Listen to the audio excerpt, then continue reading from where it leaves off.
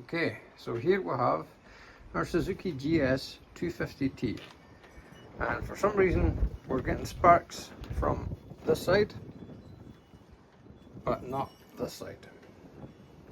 So I've decided to connect up our oscilloscope to the pulsar, which is in here, and if we check the pulsar pattern, as you see there,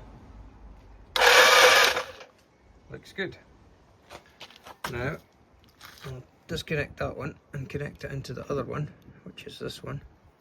Already made these holes. Get it in the hole. Come on. There we go. Right.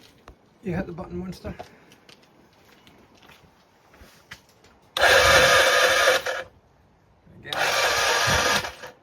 Again, we're getting the pulses. So we know the problem is not with the pulsar. So now we move up.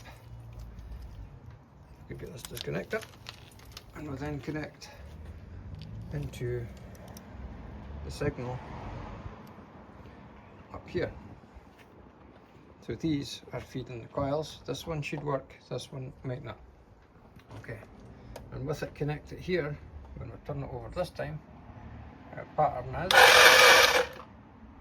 like so. We'll move the connector, move the sensor from that one to this one,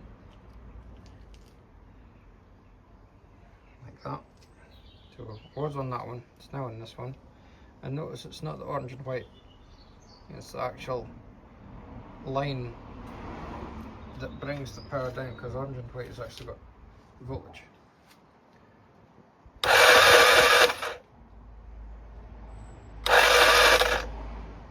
Right, now that,